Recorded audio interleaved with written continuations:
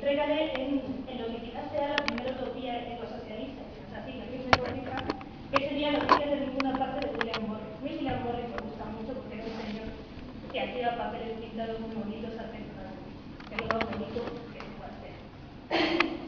Y en esta utopía que se llama Noticias de ninguna parte, lo que él propone es acabar con toda la industrialización y entonces imagina un valle del Támesis donde Londres ha muerto, toda la fuerza industrial de Londres ha muerto y la gente ha vuelto a vivir en un espacio verde, en un espacio natural donde impone una nueva forma de producción basada en la artesanía y en la producción manual. Y eso les permite una nueva forma de relacionarse entre ellos en el que no se sienten alienados de ninguna forma. Y resume Lewis Mumford hablando de esta utopía de William Morris, más o menos la idea central de la novela, diciendo que lo que hace William Morris es crear un mundo en el que la creación y la creatividad está por encima del consumo, que es precisamente lo contrario de lo que nos pasa a nosotros actualmente, que estamos en un mundo en el que la creación y la creatividad no son más que esclavas de una forma de consumo desenfrenado. Y esa idea me parecía muy bonita porque es una idea esencialmente marxista. Es decir, Marx lo primero que dice, casi al principio de su obra, en sus primeras obras, donde trata la antropología de forma más intensa, es que la esencia humana es la praxis, es la acción, es el hacer cosas. Es el hacer cosas no de una manera mecánica, sino el hacer cosas de una manera significativa, de una manera que de alguna manera te construye a ti también como persona. Y podríamos comparar esa idea de la praxis que nos construye, que nos hace ser alguien, que nos hace sentir bien, que nos hace crecer, con la forma de producción que se estila ahora, que básicamente nos hace crecer más bien poco, porque esencialmente odiamos nuestro trabajo, odiamos lo que hacemos e incluso odiamos los productos que sacamos a la luz. Y sobre todo no nos deja tiempo para poder hacer, en ese sentido, en el que hacer es algo bello. La idea de que la praxis se enfrenta a la producción es la idea de que la acción creativa se enfrenta al fetiche, es decir, que lo que hacemos debería estar por encima del objeto que hacemos y sin embargo que en nuestro mundo el objeto que hacemos está claramente por encima de lo que hacemos. Y todo aquello que hacemos no es más que algo que está al servicio de los objetos, de los productos y de las mercancías. Ahora bien, la idea de praxis de Marx a mí a menudo me ha parecido un poquitín estrecha, porque aunque dice que es una acción que satisface necesidades, rara vez habla de buena parte de las necesidades humanas que tenemos que satisfacer permanentemente. Y estoy pensando, algo que tiene mucho que ver con el ecologismo, con el ecosocialismo y sin duda con las nuevas corrientes del ecofeminismo, en todo lo que sería la acción de cuidados, toda la praxis que tiene que ver con el mantenimiento de la vida, con el cuidar a los demás, con el cuidar el entorno, con el permitir que las condiciones de nuestro entorno y de nuestras relaciones nos posibiliten seguir viviendo y seguir viviendo en un futuro y que haya posibilidad de perpetuarnos como especie. De hecho, esa será una de las preguntas que plantearé al final, cómo introducimos esta idea del ecofeminismo o de los cuidados o de la ecología feminista. Pero me gusta mucho la idea de cuidado porque creo que la idea de cuidado expresa muy bien una contradicción que sería la contradicción que intenta poner el ecosocialismo sobre la mesa. Si el marxismo tradicionalmente decía que el problema está entre las formas de producción, es decir, qué tipo de sistema productivo tenemos, y las relaciones de producción, es decir, los antagonismos de clase, y que esa contradicción sería la que conllevaría al fin y al cabo el fin del sistema capitalista, el ecosocialismo lo que va a decir, y eso lo tomo de Levi, es que la contradicción se da entre las formas de producción, efectivamente, y las posibilidades materiales de producción, es decir, aquello que el planeta, que el entorno nos permite producir y hasta qué punto nos permite producir. Y es evidente que estamos produciendo muy por encima de las posibilidades de nuestro entorno.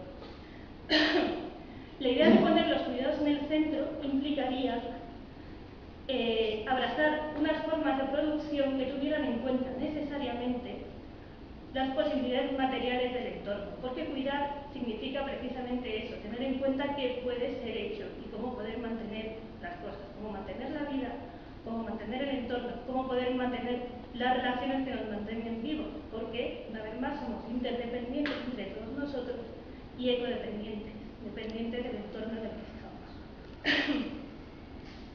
Por lo tanto, me parece que sería interesante tratar esa contradicción entre cómo producimos y hasta qué punto eso es posible, frente a la idea de cuidar, de mantener la vida, de enfocarnos en ciertas formas de acción y de praxis que tradicionalmente no son tenidas en cuenta. Y para eso lanzo unas preguntas que yo las lanzo aquí, pero luego en el debate seguro que salen otras, o a lo mejor no. Así que nos valen de comodín. Lanzo la pregunta, por ejemplo, de si tenemos que aceptar unívocamente lo que es un lema ecosocialista, que es que no tenemos que centrarnos en el enfoque individual del ecologismo, sino en su enfoque político y colectivo. Es decir, que hay un tipo de ecologismo muy enfocado a que hagamos cosas individualmente en nuestra casa, cierra el grifo, apaga las luces, recicla, separa la basura, mientras que tiende a olvidar las medidas políticas grandes, institucionales, por así decir.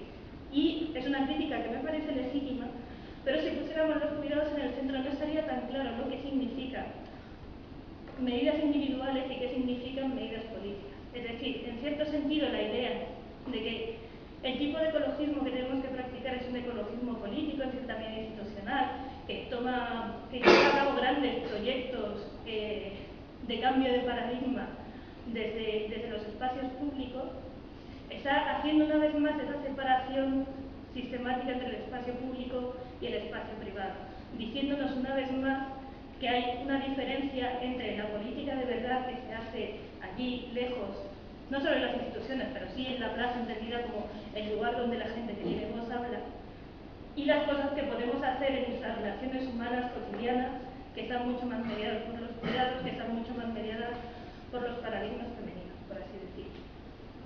Por otro lado, otra pregunta que se me ocurría es hasta qué punto tenemos que modificar las condiciones materiales, es decir, cambiar cómo son las cosas de hecho, cambiar las fábricas, cambiar los ayuntamientos, cambiar las ciudades, hasta qué punto tenemos que cambiar las instituciones, por así decir, la superestructura, cambiar los planes de estudio, cambiar lo que se enseña en las universidades, cambiar lo que se ve por la tele, y hasta qué punto no tenemos que trabajar seriamente por cambiar las mentes. Porque tradicionalmente el socialismo y el marxismo han querido preocuparse menos por lo que significa cambiar las mentes que por lo que significa cambiar las condiciones materiales, por algo es una corriente materialista. Pero sin embargo creo que todos descubrimos en nosotros mismos una mente profundamente capitalista, que cuando estamos en común intentando hacer política, intentando hacer cosas marcadas claramente por una ideología, parece que se nos olvida, pero cuando estamos en casa solos y sin vigilancia, nuestra mente profundamente capitalista vuelve al mal sistemáticamente. Y eso es así. Y me pregunto entonces, que ya que Marx reconoció que la conciencia de clase era un elemento fundamental para poder llevar a cabo una revolución, no solo las condiciones materiales, ¿qué sería el equivalente en nuestra vida ahora mismo a la conciencia de clase para poder tener una buena conciencia ecológica y no pecar sistemáticamente? Y por último, planteo una última pregunta, que sería ¿cómo podemos evitar el ecofascismo desde aquí? Y lo planteo en dos vías. El ecofascismo en el sentido un poco en el que Yayo Herrero lo comenta cuando dice de crecer vamos a decrecer y los derechos se acaban los recursos. Es evidente que nuestras economías tienen que decrecer. La pregunta es si vamos a decrecer de forma igualitaria o si vamos a decrecer de forma fascista. Si vamos a imponer un ecofascismo en el que hagamos una vez más divisiones, en el que unos pocos sufran y, bueno, en el que unos muchos sufran y unos pocos puedan vivir con los privilegios. Y el problema de cómo evitar el ecofascismo desde aquí es que nosotros indiscutiblemente vivimos en el privilegio y es muy difícil no aprovechar el privilegio que tenemos desde el norte. Y es muy difícil tener que renunciar a determinadas cosas para beneficiar o para posibilitar que otras personas en el planeta vivan. Por ejemplo, cómo podemos enfrentar determinados conflictos laborales que desde un punto de vista ecológico claramente tienen todas las de perder. ¿Qué hacemos con la minería? ¿Qué hacemos con las grandes industrias? ¿Qué hacemos con la gran promesa de reindustrializar la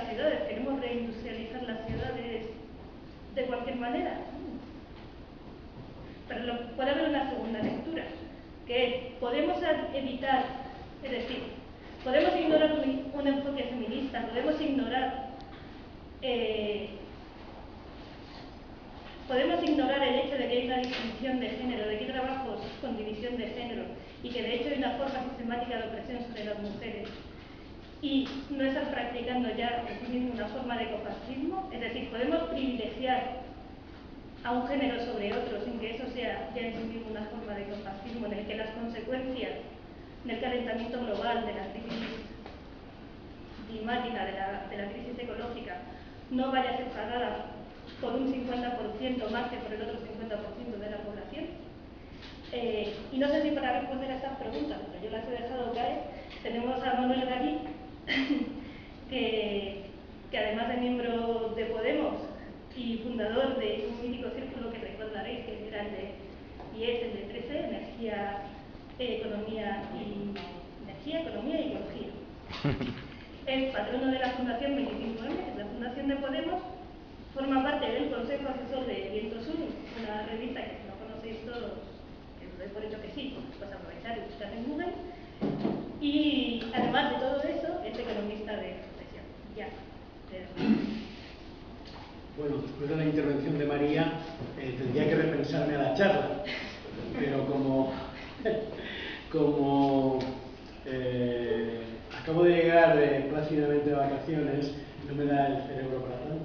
Entonces voy a decir lo que había pensado y luego sí que entraría, una vez haya debate, en algunas cuestiones.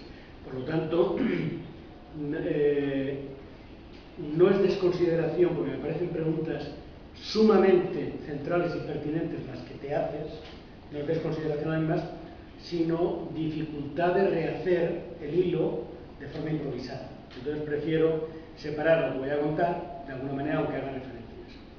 Bueno, yo lo que tenía, yo vine advertido por Nacho de que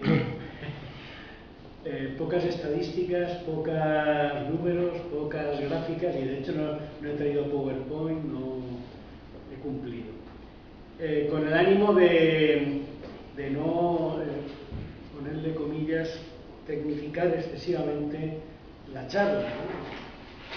Es verdad que todo se puede decir de dos maneras, intentando abrumar con los datos, es una manera de hacer las cosas, o simplemente enunciándolas y dejando de lado parte del artificio, ¿no? La otra cuestión era qué preguntas tendría que intentar contestar. Entonces, de alguna manera, a partir de un artículo que os envié de alguien que no conozco por otro lado, o sea, no lo he tratado, pero me pareció que era cortito, que venía bien. ¿Qué preguntas nos teníamos que resolver, ¿no? Bueno, que plantear? La primera, una cosa muy sencilla, y es ¿de qué hablamos cuando hablamos de ecosocialismo? Esto está bien siempre plantearse, máxime cuando las palabras han perdido tanto el sentido como es la palabra socialismo misma, ¿no? Es polisémica, muchas acepciones y señalan muchos contenidos diferentes. La segunda es ¿qué tiene de novedoso la propuesta socioeconómica de naturaleza ecosocialista respecto a la propuesta socialista no socialliberal, socialista efectivamente, que empieza formulándose a partir de la crítica que hace Marx al capitalismo, pero continúa en elaboraciones posteriores? Es decir, ¿cuál es la especificidad de la propuesta? Para eso lo que he pensado es entrar en algunos detalles. Es decir, bueno, pues una propuesta ecosocialista tendría que contemplar estas medidas de emergencia y estas medidas de fondo. Algunas coinciden ya con lo que entendemos históricamente por una sociedad socialista, y otras, digamos, que se entreveran y plantean, porque hay nuevos retos, nuevas respuestas. Tercero, ¿qué diferencia hay entre la propuesta ecosocialista y el ecologismo? Primero, no existe un ecologismo en estado puro, único, es decir, hay el ecologismo que parte de la preocupación de la degradación del medio natural, tiene muchas corrientes y tiene muchas formulaciones. Hay un ecologismo, por así decirlo, que se adapta al sistema socioeconómico y que intenta simplemente modificar algunos elementos más extremos, más bárbaros del sistema, hay un ecologismo absolutamente impugnador del propio sistema socioeconómico, como es, ya que has citado a Yayo Herrero, la corriente que puede representar el ecofeminismo versión Yayo Herrero. Ojo, porque también. Y a su vez, yo creo que podríamos diferenciar el ecosocialismo del ecologismo fundamentalmente, no en torno a este tipo de temas que he planteado, hay diversas corrientes, sino que la ecología, de alguna manera, pone el dedo en la llaga sobre una serie de problemas y fundamentalmente se ha dedicado a la labor necesaria de desvelar los problemas, de denunciar los problemas. Pero es verdad que no ha entrado, nosotros tenemos aquí un ejemplo muy singular de ecologismo, que es el ecologismo de Ecologistas en Acción, que es un ecologismo social, un ecologismo político muy entreverado en la acción política de cada momento, desde su nacimiento. Pero el ecologismo a nivel mundial normalmente se ha quedado más en lo que estaba diciendo antes. Sea de carácter más reformista, sea de carácter más radical, impugnador, se ha quedado en denunciar situaciones sangrantes. Cosa que es muy bueno que lo haga. De otra cosa es porque lo ha hecho con un aparato técnico-científico importante. No lo ha hecho solamente con la palabra, lo ha hecho con esa parte que, digamos, yo he renunciado de aparataje del conocimiento, digamos, de los funcionamientos de los sistemas naturales, de cuál es la relación entre los diversos ecosistemas, etcétera, etcétera, ¿no? Bien. Se lo ha hecho cargándose de razones. Es por eso que cuando ha logrado poner sobre el tapete el ecologismo, ha logrado poner sobre el tapete la cuestión del cambio climático, ha logrado ganar la hegemonía de las ideas del conjunto de científicos que están trabajando para Naciones Unidas, del panel de expertos a nivel mundial, que no son precisamente ecologistas ni por supuesto de izquierdas. Pero sin embargo, el ecologismo ha logrado, por esa capacidad experta, por así decirlo, ganar la hegemonía dentro de ese debate que estaban teniendo los científicos. Entonces, ahora bien, el problema en general, y esa es la diferencia con el ecosocialismo, es que no ha atravesado dos espacios que hay que atravesar porque es necesario establecer una relación entre la ecología y estos dos espacios. Un espacio primero es en torno a otras situaciones, otras crisis fundamentales, como es la derivada de las relaciones de producción, la cuestión social, la cuestión de la desigualdad y el reparto de la riqueza. Ese espacio, una parte del ecologismo no lo ha atravesado, o lo ha hecho de forma naif. Y segundo, el espacio de la acción política. No basta. Bueno, en el primero, esto le lleva a ciertos problemas de incomprensión de las relaciones con el movimiento obrero. Porque el movimiento obrero, el movimiento sindical, también es hijo en sus concepciones. Tú lo has planteado de forma más materialista. María ha planteado, bueno, es que el norte tiene privilegios. Bueno, es que es muy viejo, ya creo que era de Lenin, cuando decía la clase obrera inglesa se beneficia de las migajas del colonialismo inglés, ¿no? Es decir, la aristocracia obrera se beneficiaba de esto. Pero bueno, no solamente hay una cuestión de conciencia objetiva, sino también hay elementos que son de naturaleza subjetiva.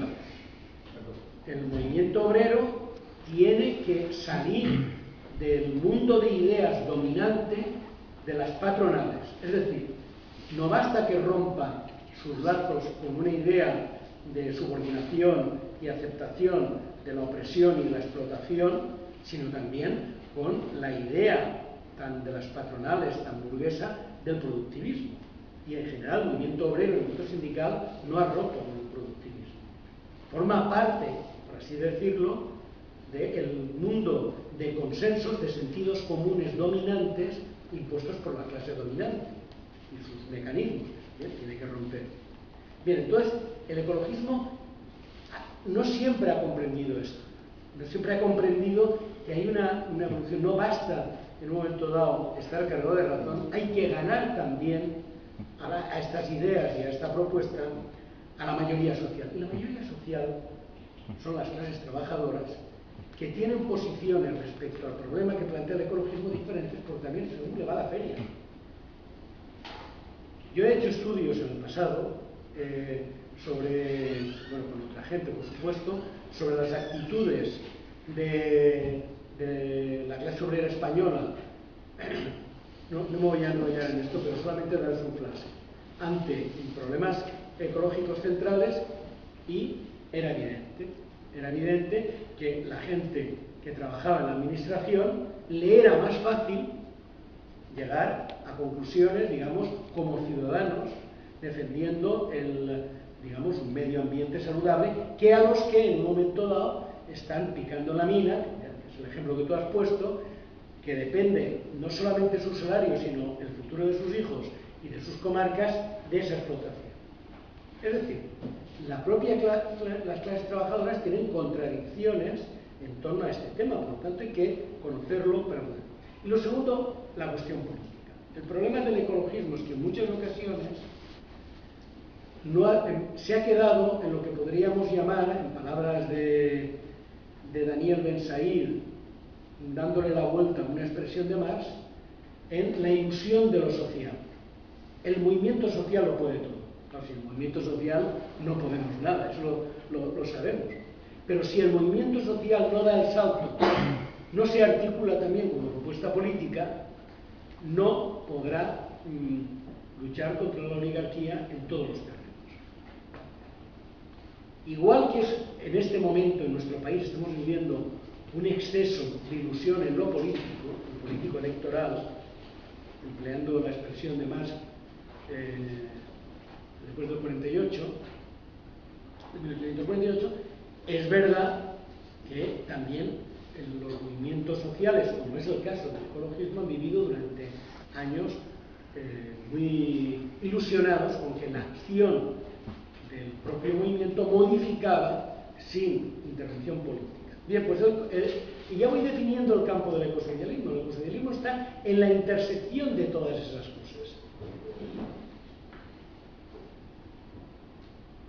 Cuarto tema que se me sugirió que plantease: ¿es posible una salida ecológica dentro del capitalismo o es posible un capitalismo verde? Bueno, ahí yo siempre recomiendo que os arméis de lápiz y de paciencia y os leáis un libro que tiene pocas páginas, pero mucha enjundia y que cuesta leer, que es El imposible capitalismo verde de Daniel Tanuro. En el mismo, él lo que plantea es una tesis muy sencilla, muy bien argumentada, y es: la lógica de la ganancia lleva al capitalismo a desconsiderar no solamente a los seres humanos, a los que explota, fuerza de mano de obra, sino también extrae la riqueza, extrae la plus, por así decirlo, de explotar la naturaleza, de considerar la naturaleza un recurso de propiedad de la oligarquía. Estoy simplificando. Esa tendencia a maximizar la tasa de ganancia, a la lógica del beneficio, lleva a que en un momento dado los límites que por buena lógica se pueden incluso de forma amable plantear por el ecologismo, intentando rectificar, digo, el ecologismo más adaptativo, la sinrazón del capital, pues son desconsiderables. ¿Eso quiere decir que no hay sectores capitalistas interesados en el negocio del medio ambiente? Sí, lo hay. Pero eso no tiene nada que ver. Esos son nichos de negocio concretos, en torno, por ejemplo, al tratamiento de residuos, mejor o peor hecho, o en torno, por ejemplo, a la gestión del agua, etc. Pero son, por así decirlo, elementos de inversión del capital subsidiarios. El grueso del capital no está invirtiendo hoy por hoy todavía en energías renovables, a pesar de que es un nicho de negocio importante. Sigue siendo un capitalismo petrolero. O sea, no es casualidad Trump. No es casualidad la lógica de Trump. Trump se corresponde al sector mayoritario de lo que antes se llamaba las 7 hermanas, que ahora son 3 realmente, que eran las grandes compañías petroleras del mundo. Bien. Por lo tanto, bien, esto en el terreno de la energía, pero si uno va viendo en el terreno del modelo agrícola, pues son los transgénicos, la agroindustria, Monsanto y no sé qué más.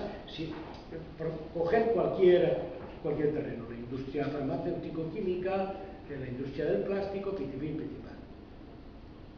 Es verdad que hay elementos dentro del capitalismo que dicen, bueno, la locura, hay que ponerle límites a la locura. Y es verdad que en un momento dado, tarde, muy tarde, y yo creo que demasiado tarde, están las conferencias que aparecen con Kioto y acaban en París, que ahora está cuestionada por Estados Unidos de nuevo, sobre el cambio climático. O está la necesidad de ver una evidencia, y es que los mares, hay mares de plástico en este momento, es horroroso. Y eso significa, ¿cómo se llama?, cementerios de la vida, evidentemente, ¿no? Es decir, sí que hay sectores del capital que pueden tener una voluntad de corrección. El problema no está ahí. No solamente nichos de negocio, sino incluso voluntad de corrección. El problema es si eso nos vale, y haciendo una labor de lobby sobre esos sectores, para parar, no recuerdo ahora quién llamaría, el desastre o el colapso al que podemos estar abocados. El abismo al que podemos estar abocados. Yo pienso que no. Pero, a su vez, hay que hacerse otra pregunta. Y es si es posible en una sociedad de mujeres y hombres libres, de productores asociados, cooperativos, y que construyen una sociedad de la fraternidad, al mismo tiempo que se están cargando el planeta. O sea, ¿es posible una sociedad emancipada sobre la base de matar la vida o las fuentes de la vida? Porque en el fondo, en la biosfera es eso. Y la última cuestión que yo me planteo es si es decir, está el tema del decrecimiento. El decrecimiento es uno de los términos más desafortunados que se le ocurrieron a Seslatus, que es un señor que por otro lado no es de izquierdas,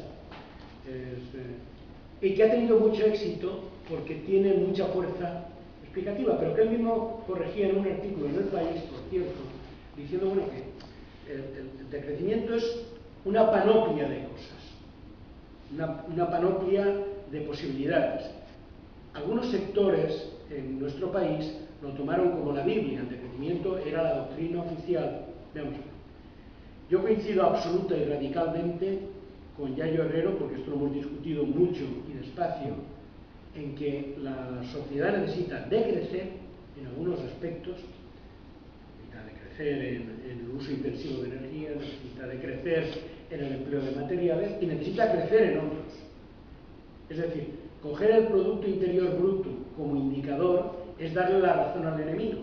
Porque el Producto Interior Bruto es muy mal indicador de la riqueza de un país. Porque el Producto Interior Bruto crece cuando uno de nosotros muere, porque se pone en marcha la maquinaria de tener un ataúd y los salarios de los enterradores. El Producto Interior Bruto no desconsidera la pérdida del patrimonio natural de riqueza cuando hay un incendio, pero sin embargo sí que cuenta los jornales de la gente que interviene. Se da estas paradojas. El Producto Interior Bruto es un indicador que hay que usar, es imperfecto, pero igual que es imperfecto para conocer la realidad, para combatirla, es imperfecto para criticarla. Me refiero. Hay cosas en las que tenemos que crecer. ¿En qué tenemos que crecer? En investigación, tenemos que crecer en cultura, tenemos que crecer en educación, tenemos que crecer en sanidad, tenemos que crecer en cuidados de los sectores más frágiles de la sociedad. Tenemos que crecer en tiempo, es decir, tenemos que tener más tiempo para nosotras y nosotros, por tanto, tenemos que repartir el tiempo. Tenemos por lo tanto, una misión muy contradictoria que no se resuelve tan fácilmente. Si nos referimos al decrecimiento material, yo estoy convencido de que la tesis de que vamos así o sí es cierta, pero yo prefiero ir de manera ordenada, con una transición gobernada por la sociedad hacia un decrecimiento en lo material, y que no me venga el decrecimiento, vía ecofascismo, es decir, el decrecimiento por, bueno, vía ecofascismo es otra cosa, el decrecimiento por imposición de los hechos, porque es verdad que los límites son los límites, los gestiones bien o no los gestiones bien, los límites de la naturaleza, los límites materiales. Entonces puede haber un colapso.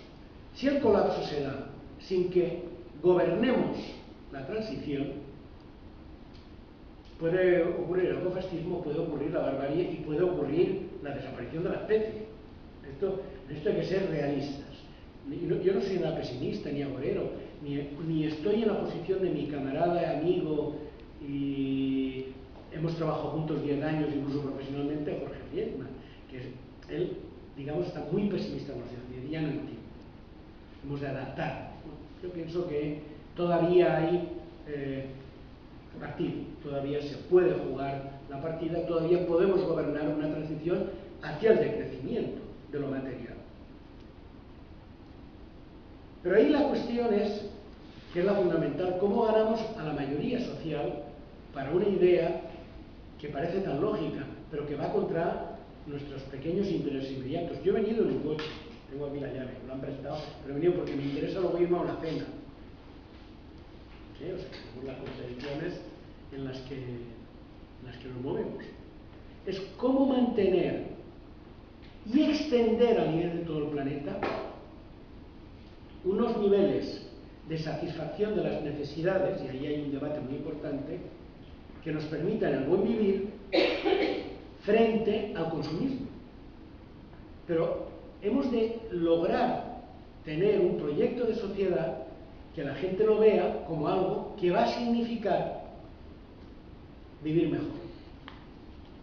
No simplemente apretarte el cinturón, vas a tener que... No, vivir mejor. Por lo tanto, el reto es más complicado que lo que anunciaba la TUS, o lo que, por ejemplo, me digo yo que hace tiempo que no he visto, ¿cómo se llama? No me acuerdo ahora. Es un inglés.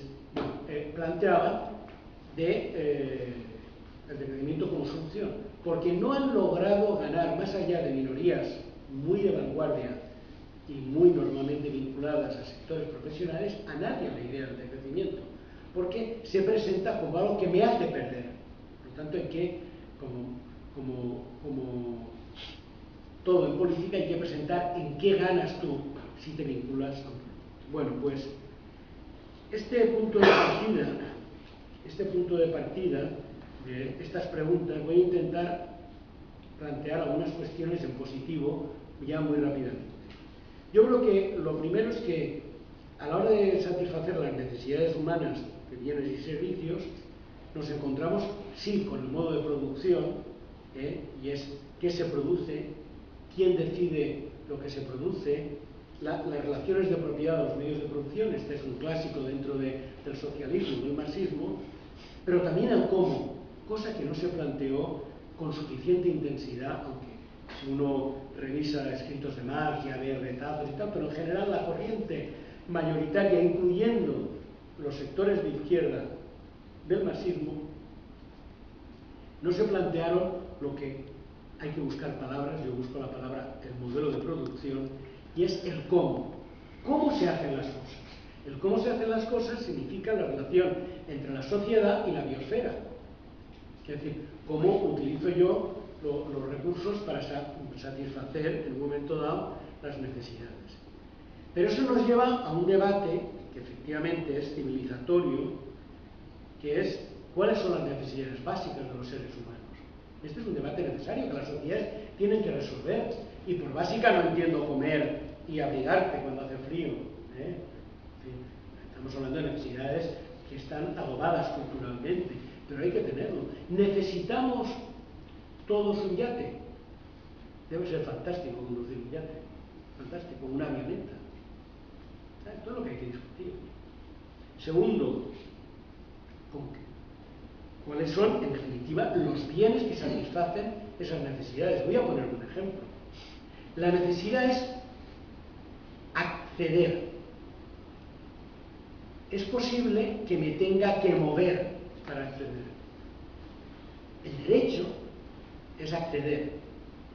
El derecho primario. El derecho secundario es mover, si es que es necesario para conseguirlo. Pero mover en coche privado de 15 caballos, no sé cuántos que de 500 caballos, ¿no?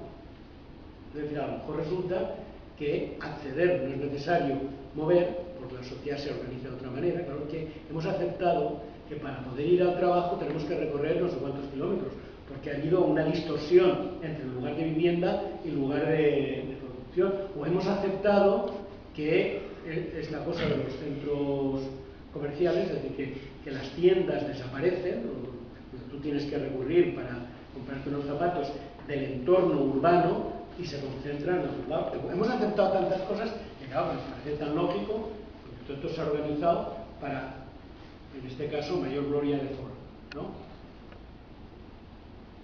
Es que a lo mejor resulta que mi derecho a moverme me lo tiene que solucionar la sociedad mediante un transporte público de calidad, gratuito y no contaminante. Bien, por lo tanto, hay una serie de fusiones de primera envergadura programática y a veces en Podemos no las llevamos a nada. Lo digo claramente. Por lo tanto, ¿qué bienes, qué medios? Es decir, ¿se puede solventar de otra manera las necesidades humanas una vez establecidas? Sí, se puede. No seamos tan limitados que pensamos que lo único que existe es lo que hay. Bien. Eso, claro, nos lleva a una cuestión. Este modelo productivo es insostenible, no se puede aguantar, no solamente es injusto, no es generalizable. No es generalizable. Tiene el ejemplo que tantas veces han puesto los economistas, y es que el día que todos los chinos quisieran tener el mismo nivel de acceso al aire acondicionado, a coches, que hay en Alemania o en Estados Unidos, no habría materiales para construir esos coches y estaríamos en la locura. Bueno, ya en parte hay ciudades chinas que están en la locura directamente por este tipo de desarrollo tecnológico.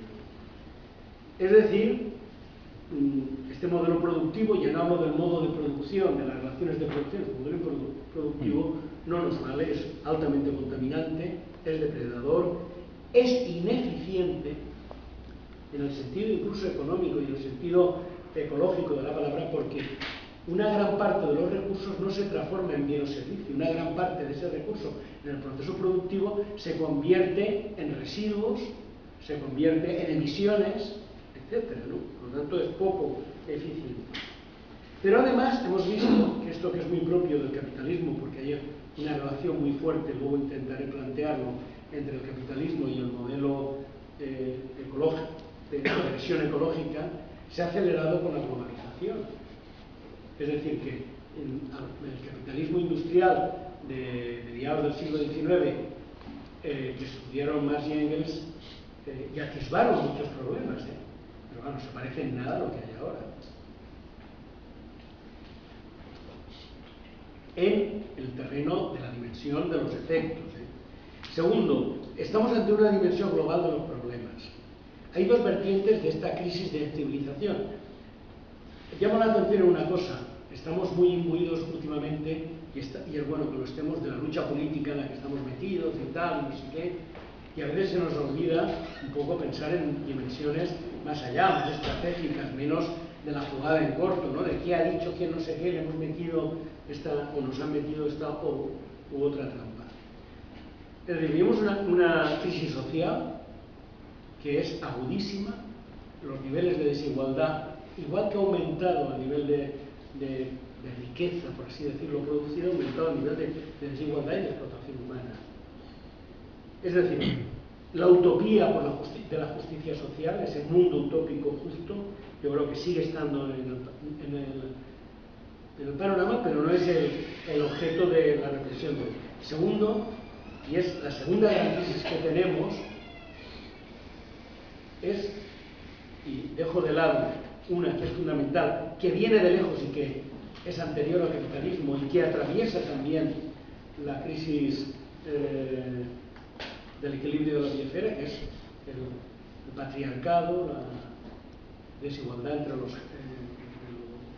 sexos, los géneros, etc. Lo dejo de lado, no quiero que se me olvide, y me centro en una crisis que es el equilibrio de la biosfera, es decir, la biosfera, que es la fuente de vida y de la que formamos parte, es decir, nosotros no, esta visión antropocéntrica de que somos como una especie de bichos, que somos ajenos al medio y lo dominamos, ¿no? Esa idea un poco bíblica, es absurda. Pues nosotros somos un bicho evolucionado, no de tantos bichos, y dependemos del resto de bichos y de los no bichos, de las plantas e incluso de las piedras, los minerales. Bien. Esa biosfera de la que formamos parte y que es la fuente de la vida, tiene límites en la capacidad de suministrar recursos, tanto los no renovables como los renovables, aquello que requieren una gestión. Y segundo, tiene también un límite de carga en las emisiones. O sea, el problema actual del cambio climático, hay otros muchos, como sabéis, ¿no? Capa de ozono, es un problema muy claro, es decir, la capacidad que tiene de asumir, de tragar, de metabolizar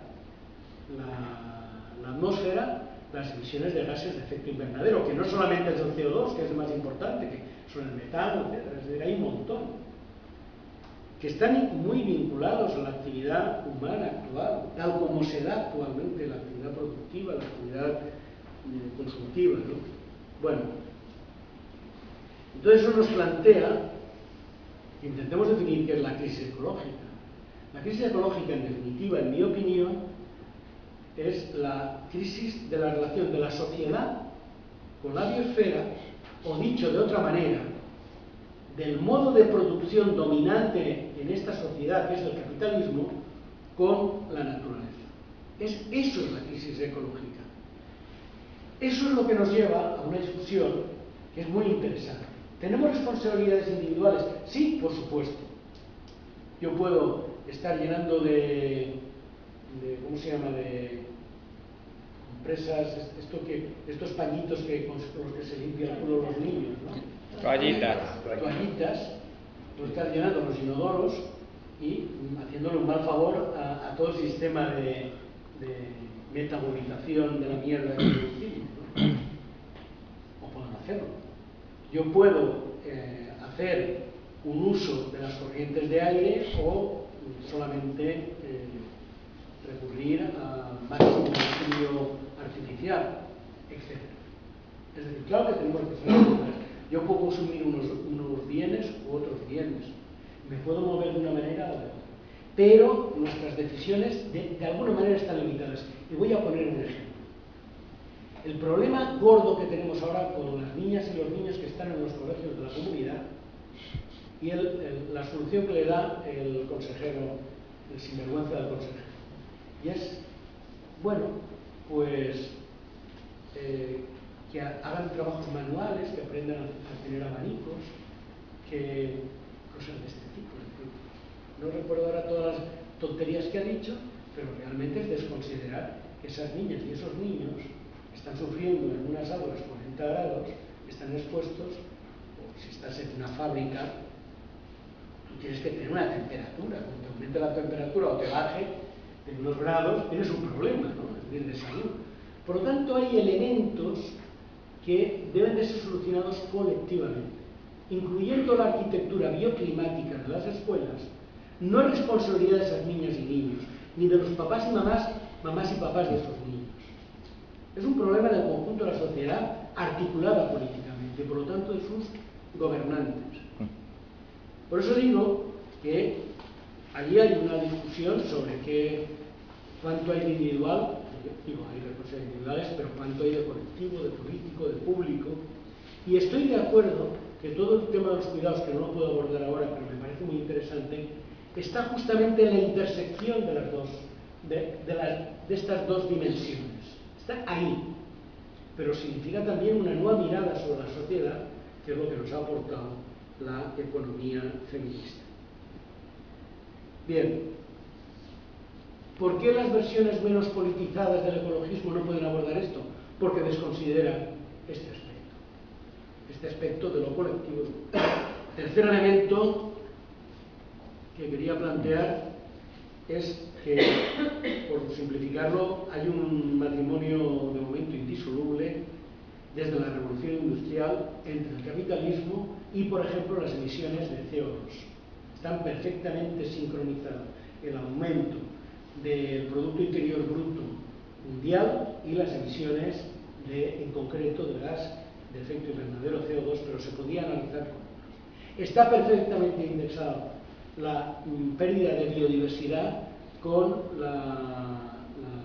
el avance, por así decirlo, de la industria maderera o de la industria o de la extensión de la agroindustria.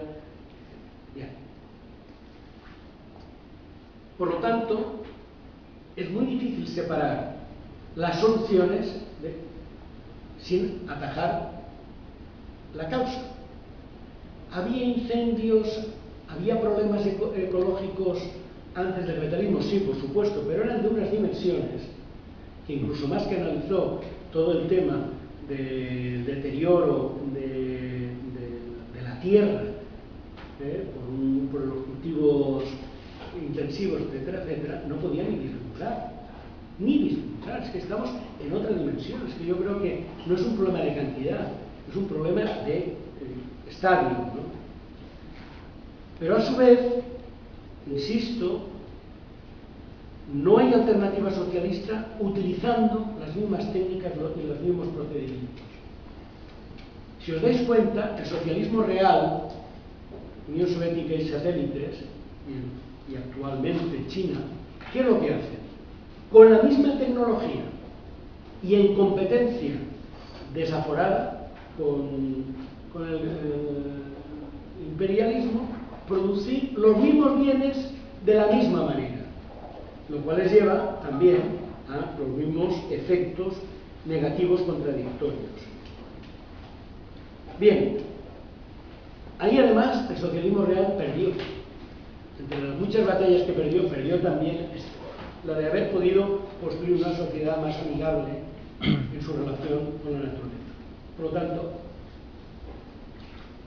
tenemos mucho que hacer. Yo creo que hay que ser claros, el conjunto de la izquierda durante años, una izquierda más que otra, también hay que decirlo, desconsideró o vio temas como el cambio climático, la crisis energética, los efectos sobre la salud y las enfermedades y la mortalidad de la contaminación, el agotamiento de las llamadas materias primas, que en definitiva son los recursos. Fijaos, el lenguaje no es neutro, se llama materia prima porque convierte los recursos naturales en estrictamente parte del proceso de producción, materia prima. O el agotamiento de los renovables, las pesquerías, los bosques, las tierras fértiles, los acuíferos. Bueno, tuvo más sensibilidad ante las crisis alimentarias, pero no lo ligó con el modelo de agricultura y ganadería que había. Y desde luego, muy tarde se ha dado cuenta la izquierda de que tenemos un problema enorme con la pérdida de biodiversidad. ¿Por qué me meto muy colateralmente en una de las cuestiones que ha planteado María? Es el problema de la conciencia. ¿Por qué la conciencia política en una dictadura, aun con el miedo, de alguna manera se genera un rechazo a la dictadura? Porque te han dado un palo, porque no te dejan hablar, porque has visto cómo han asesinado. ¿Por qué alguien que está trabajando de una forma elemental, quiere decir que no por eso lleva ya a una conciencia socialista, se distancia de la empresa, del patrón, etc.? Bueno, pues porque en el reparto, por así decirlo, del producto se da cuenta que trabaja y que el otro se lleva más parte de la tajada. El problema con las cuestiones ecológicas es que algunas son invisibles están ahí, pero son invisibles. Los efectos se ven muy tardíamente. Es por eso que comunidades campesinas con un nivel de lo que nosotros llamaríamos cultura muy bajo, sin embargo, se han puesto a la cabeza de la lucha por el mantenimiento de la vida. ¿Por qué? Porque lo han asociado con... Hay una relación entre su modo de vida de cada día y los efectos negativos de la deforestación o de lo que sea. Pero en general son más invisibles. Requieren un cierto conocimiento científico. Esto hay que reconocerlo. Por lo menos rudimentos, ¿no? Tenemos los estatus, como ha sido planteado, no lo voy a insistir. Y en definitiva también la propia izquierda, una parte, mejor dicho, de la izquierda, disculpadme, participó de la feria productivista. Vamos, Felipe González, ¿qué propuesta nos hizo? Pues ser como los alemanes en todo, también incluyendo el modelo, por así decirlo. Luego se arrepintió y lo que hizo fue hacernos subsidiarios de los alemanes. Es decir, bueno, ellos producen y nosotros tocamos la pandereta. Bien, está claro que la energía es necesaria para sobrevivir, pero que no cualquier técnica. Es decir, esta adoración que una parte de la izquierda tuvo y del propio movimiento obrero hacia la técnica, hacia el progreso en abstracto, como si la técnica fuera neutra, se ha mostrado una falsedad. Incluso mentes tan preclaras como Lenin, pues dijo que el socialismo era, el poder de los soviets más la electrificación.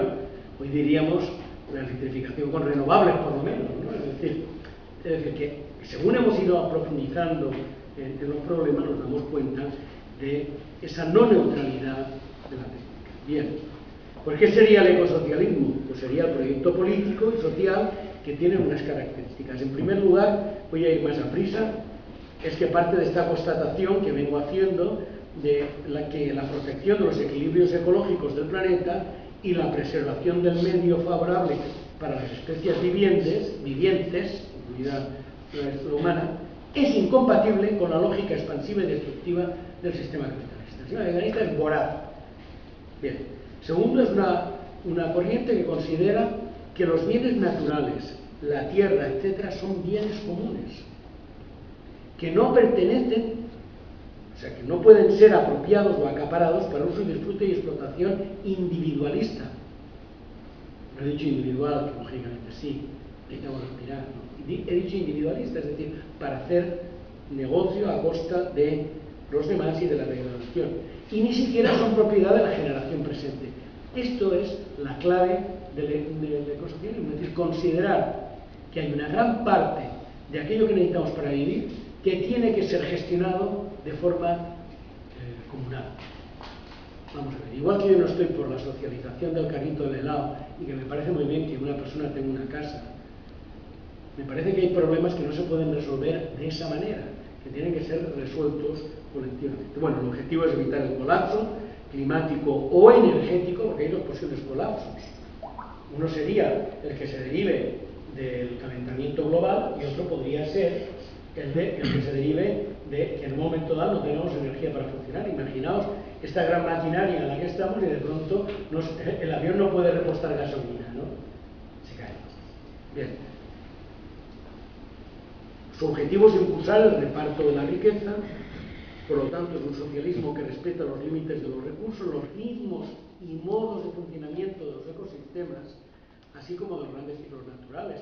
Hay una palabra muy complicada, pero que es fundamental en la nueva gramática socialista, que es biomímesis. Hay que aprender a hacer las cosas imitando a la naturaleza. La naturaleza cierra los ciclos.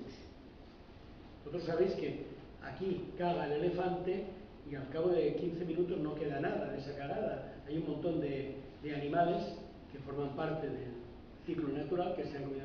Nosotros tenemos que aprender a cerrar los ciclos.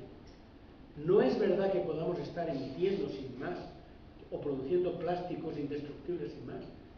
Hemos de aprender a reintroducir en ese mecanismo de creación de bienes y servicios esa parte final que no se había convertido en bien.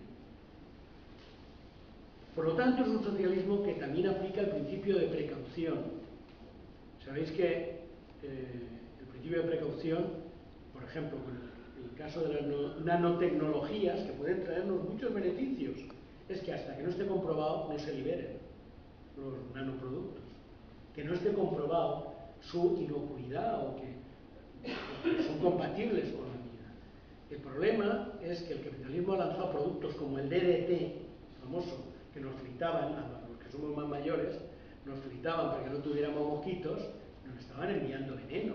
O se rociaban los campos, porque combatían las plagas, evidentemente, pero envenenaban. Bien. Es decir, el principio de precaución es algo que significa plantearse de otra manera también los problemas. Bien. Evidentemente, se diferencia del ecologismo, vamos a llamarle apolítico, no lo voy a calificar de otra manera, o del ecologismo bien pensante, que no es lo que hacen los ecologistas en acción, de que, bueno, podemos hacer pequeñas reformas en que es necesario, para defender la integridad, cambiar el modelo económico y social. A mí me ha alegrado mucho que cada vez más haya una evolución de algunos autores que, como Naomi Klein, en el fondo tenían la esperanza de que el capitalismo generaría los mecanismos de autorreforma. Me ha alegrado que hayan llegado a la conclusión de que el problema es el capitalismo. Bien.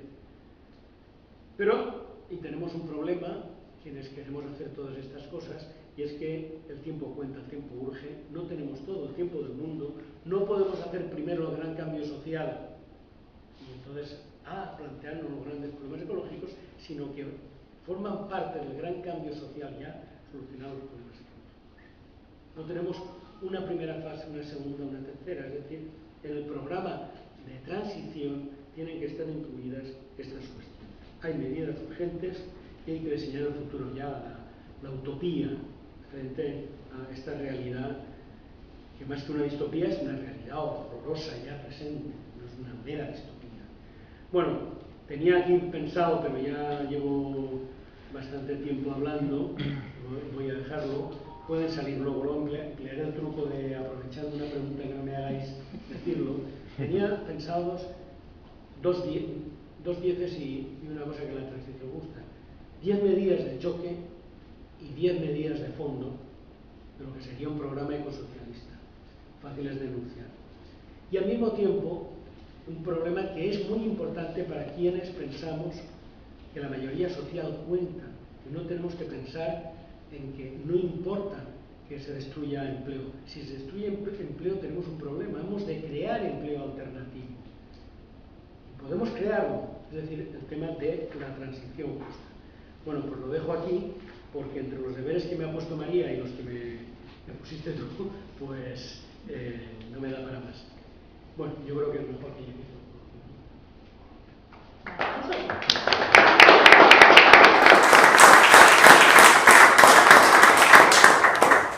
Bueno, muchas gracias y tomo palabra. Marco, Jesús, López,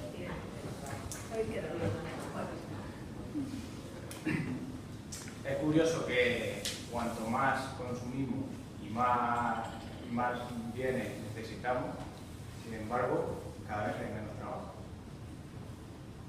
No sé qué relación puede haber, que cada vez cuanto más consumimos, menos trabajo tenemos.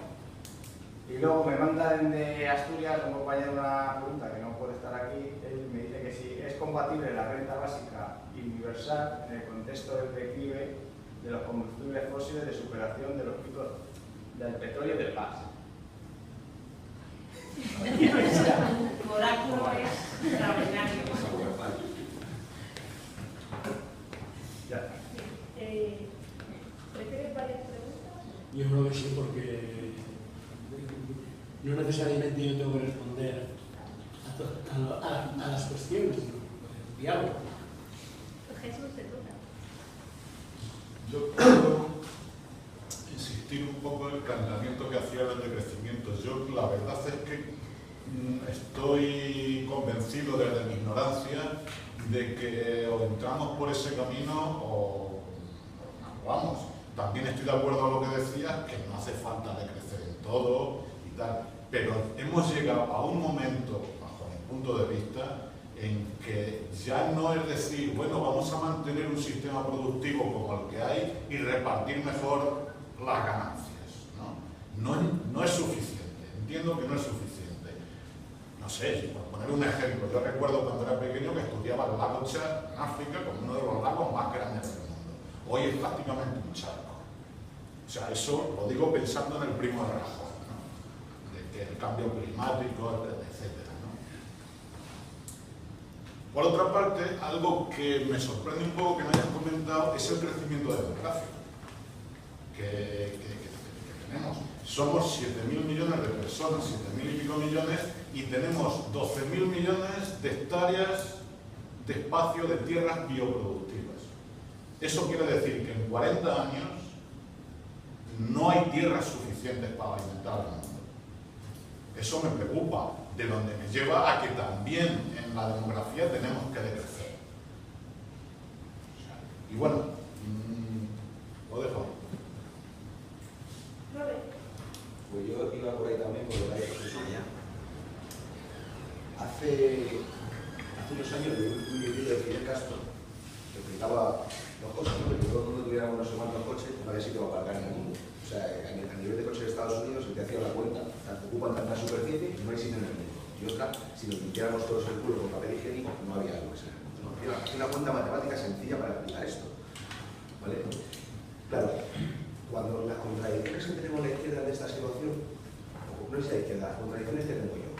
Cuando los chinos ponían medidas antidemográficas, todos nos hemos llevado las manos a la cabeza, no puedes tener más de un hijo, porque, pero claro, ¿cómo lo hacemos? Porque independientemente de que busquemos energías alternativas, etcétera, yo estoy con Jesús, si seguimos ampliando la población a nivel que lo vamos ampliando, da igual lo que comamos. O sea, que decir, ya puede ser ecológico, ya puede ser que no hay. Y si no hay ahora, no. Y si ahora es posible dentro de 40 años, ¿no? Con lo cual, hay que tomar medidas antidemográficas que podríamos ver, pero ahí entro con el tema de los platos que tú has dicho. Sí, con la cultura, la educación, etcétera, podría influir en eso, pero ¿en cuántos años podría influir en eso? Tenemos ese tiempo para tener esa influencia. Y luego otra cosa, cuando hablamos de medidas concretas, o sea, de empezar a hacer algo, ¿no? Claro, cuando los mineros se ponen en cuota, nosotros le recibimos, pagamos los mineros. Y es verdad, sí, no es que tenemos que tener una alternativa de empleo, ya, pero en el momento concreto, ¿cuál es nuestra posición? ¿Estamos en contra de la mina de carbón? En principio es uno de los mayores altos contaminantes de la nación, etc. En principio, ¿cómo resolvemos esas cuestiones que muchas veces en lo concreto pues tenemos que resolver?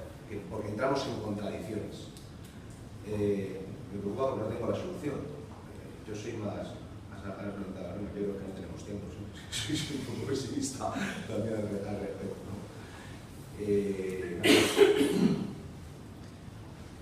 Yo, en cuanto a la energía, por ejemplo, aquí en España, yo creo que está más en la opinión de recaudar dinero que en hacer algo ecológico. Por ejemplo, aquí la energía solar, Alemania, por ejemplo, lo protege y lo ayuda de todas formas, ya que es todo lo contrario.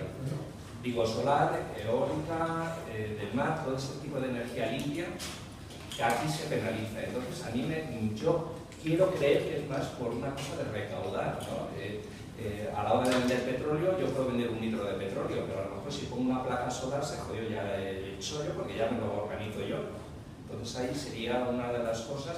Y aparte, esto lo he escuchado, no sé decirte las palabras, pero en cuanto a energía, comentaban una de las veces que, por ejemplo, en la Luna una tonelada de tierra lunar que tiene no sé qué sustancia, qué cojones que lleva cogiendo de solar y demás, sería una tonelada de eso, toda la energía que consume Estados Unidos en un año. O sea, el llegar allí, recoger eso y traerlo a la Tierra. O sea, que yo creo que ideas en cuanto a energía las hay, y limpias también. Mi idea es que es un efecto recaudatorio. Es decir, bueno, yo aquí, si vendo esto, vendo un litro de gasolina, sé que pillo. El otro ya es más aleatorio y se me van las cosas. Eso por un lado. Y por otro, en cuanto a la demografía, que estamos creciendo y demás, yo creo que habrá que plantearse otra revolución, igual que se crearon las 8 horas de trabajo, que a lo mejor que sean 4, para todos poder vivir, porque lo que decía Paco, cada vez hay más tecnología, menos mano de obra necesitamos, entonces ese equilibrio habrá que buscarlo de alguna forma. Entonces a lo mejor necesitaremos una revolución que costó muchas vidas, llegar a las 7, bueno, a las 8 horas, estos gilipollas nos han subido más todavía, pero bueno. Entonces yo creo que ahí sería otra forma otra parte a tener en cuenta, de reducir, a lo mejor dejarlo en 4.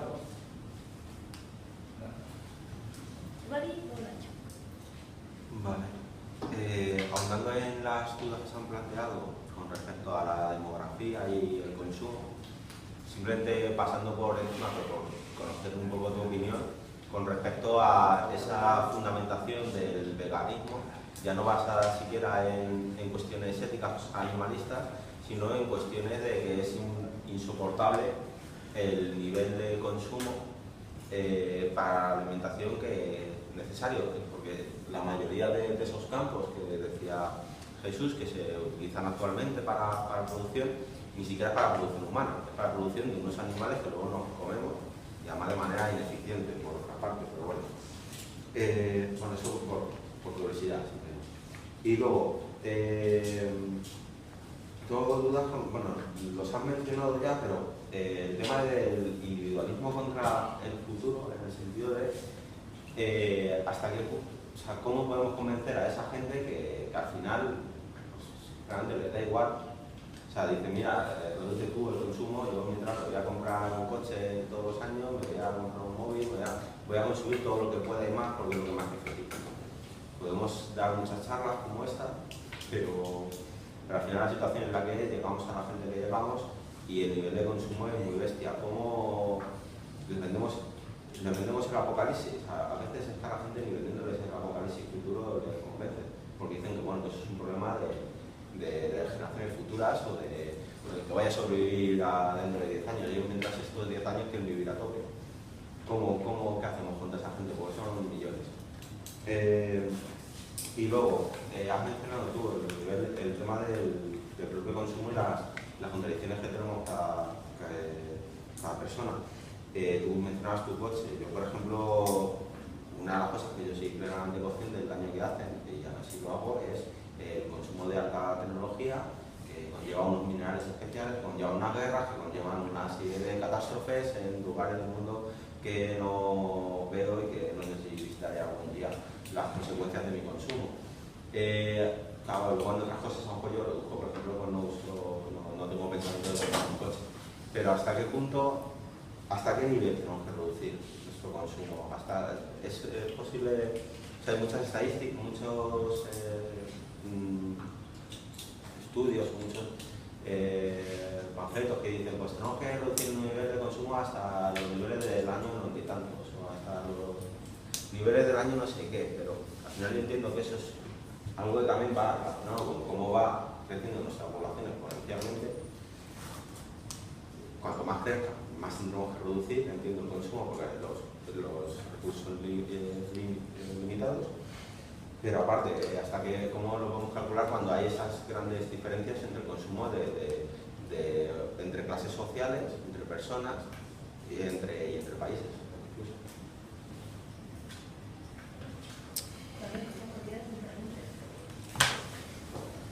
A ver, a mí es una propuesta que me parece muy interesante, ¿no? Y ya en la otra charla que diste me dio alguna duda, me refiero, ¿no? Básicamente son tres aspectos los que me crean más conflictos. Uno es los puestos de trabajo que desaparecerían, que comentaba el compañero, ¿no? Otro es el nivel de vida en cuanto a las cosas materiales que tenemos, y el otro es el problema que tenemos, que incluso siendo instantáneo, es decir, lo tenemos aquí, tendemos a pensar que no es así. Esta mañana estaba leyendo un artículo que para el 2100 habrá no sé cuántos meses en los que salir a la calle pues te puede causar la muerte ya directamente, ¿no? Por las temperaturas y la humedad. Yo decía, bueno, no decía, ¿no? Pero me salió, bueno, el 2100. Si yo ya estoy muerto, pero quiero decir que que caemos en esa trampa, ¿no? Con el 2100 que estamos ya y hoy en día, ¿no? Quiero decir, este planteamiento, esta propuesta socioeconómica me parece muy interesante porque la veo veraz, ¿no? La veo práctica, que se puede llevar a cabo, ¿no? El problema es que se puede llevar a cabo si mañana hacemos, esto es una frase de mi amigo Robert, si hacemos la revolución mundial y mañana, pues empezamos con esto, ¿no? Poco a poco le veo pues, bueno, pues sus contradicciones, ¿no? Por una parte porque bueno, el capitalismo yo creo que es productivista per se, ¿no? Y entonces da unos puestos de trabajo, aunque cada vez sean menos, como dice Paco, pero da unos puestos de trabajo que en principio la propuesta que nos presenta conlleva una disminución radical, más o menos, ¿no?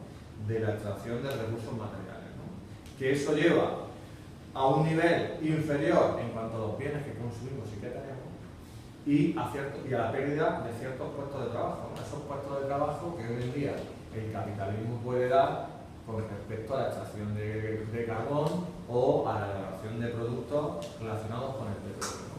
¿Cómo salvamos estos tres escollos, ¿no?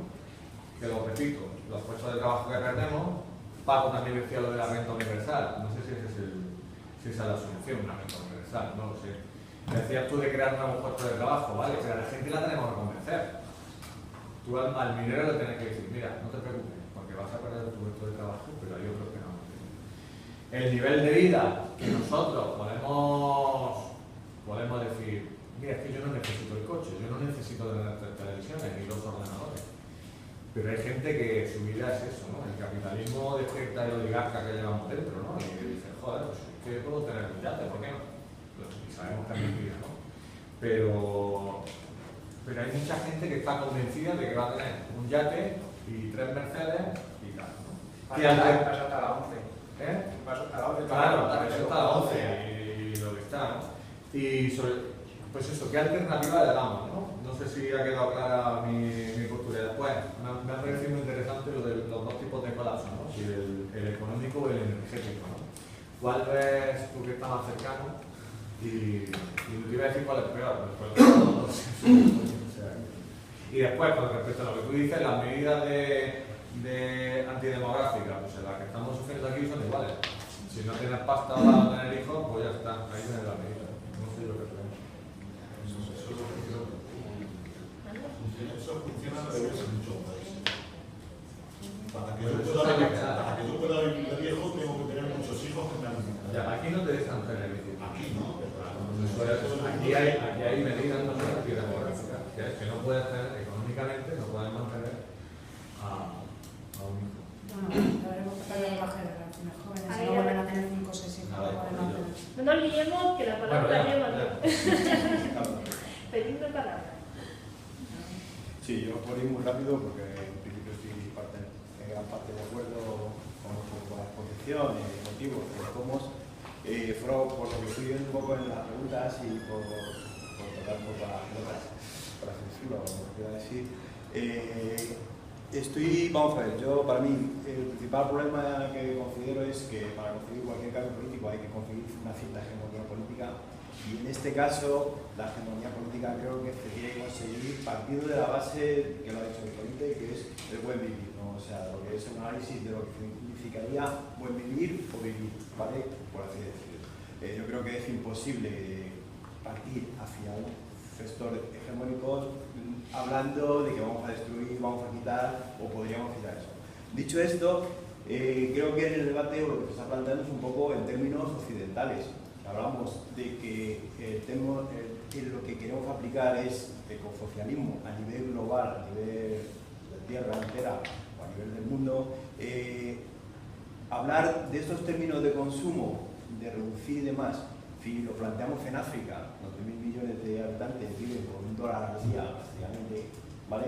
Es muy complicado, no sé, yo me explico, o América Latina, o parte de Asia, Indonesia, China, o sea, fuera de los gestores. O sea, estamos hablando de que 3.000 o 4.000 millones de habitantes, no sé, la cifra exacta, puedan vivir por, vamos, impensablemente lo mínimo que nosotros, ¿vale? Entonces, ¿Cómo sería? Yo partiendo de que creo que no estoy de acuerdo con las tesis de Rickman, que ya lo he oído alguna vez diciendo que esto era la catástrofe, con lo cual diríamos todo fracasa, porque la catástrofe. Yo sí creo que ahí tiene que haber un proceso de transaccionar, un proceso de que no es todo tan así, sino que hay unas transacciones, o cómo mejoramos la economía, donde quitamos y ponemos, ¿vale? ¿Cuál sería el planteamiento? Desde el ecosocialismo, en términos de PIB no nacional, sino PIB a nivel mundial, ¿cómo reducimos, cómo quitamos para que las personas que viven en África, que viven con $1 al día, que lo vemos todos los días como quieren venir a Europa, porque quieren tener 3, 4, 5 dólares al día, cambian su modo de vida, ¿vale? Para que nosotros podamos vivir de una forma estable y ellos a su vez vivan de una forma estable y dentro de unos parámetros que sea sostenible la vida en el planeta.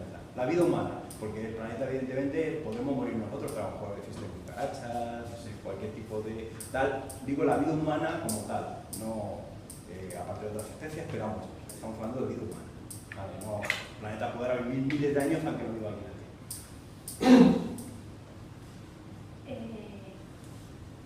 Me salto que mucha gente pose. Yo soy muy simple, porque entendí aquí un poquito, el socialismo me queda las respuestas que ya daba el ser humano hace unos cuantos siglos, ¿no? Había comunidades que vivían en un pantano y de forma de poblarse, no los quemaba directamente, que es lo que hace el capitalismo. Entonces, yo creo que ahora mismo sí creo que estamos llegando a un colapso en la Tierra, por culpa del capitalismo, ¿no? Porque tecnológicamente yo creo que tenemos soluciones para todo, y energéticamente también. O sea, todos los días el sol viene a vernos, y tenemos energía y conocimientos para explotarlo, pero no tenemos la sociedad preparada para ello. No sé si el ecosocialismo podría resolverlo. Decía el señor Stephen Hawking, que no sé si lo pronuncio bien, ¿no? que el trabajo iba a llegar a su fin, o sea, a la hora, porque las máquinas, la tecnología está aquí, el automatismo, la robótica va a acabar con la mano de obra. Pero venía a decir que el problema no son las máquinas, el problema son los dueños de las máquinas, que quieran compartir esa riqueza o no la quieran compartir. Entonces, yo, pensando que los dueños de las máquinas son los capitalistas, son los que de momento no están resolviendo, no sé si el ecosocialismo lo podría resolver y si llegaría tiempo a resolverlo con el sistema actual que tenemos, educando a la gente y llegando a través de las urnas, o habría que tomar el cielo por asalto. Una revolución. Sí, yo quería comentar que estamos hablando aquí del territorio para cultivar tierras y tal. Hace poco se decía que el planeta está produciendo 3 veces más de lo que se consume. ¿Cómo se mueren millones de personas de hambre? Está produciendo 3 veces más de lo que se está consumiendo. Y referente a lo que habla de la robótica y todo esto, es bueno, porque el tractor es muy bueno, está para aliviar el trabajo del hombre, no para sustituir al hombre. Los robots también, los tenemos que cuidar mucho para que nos quiten el trabajo a nosotros, pero cuidándolos trabajando.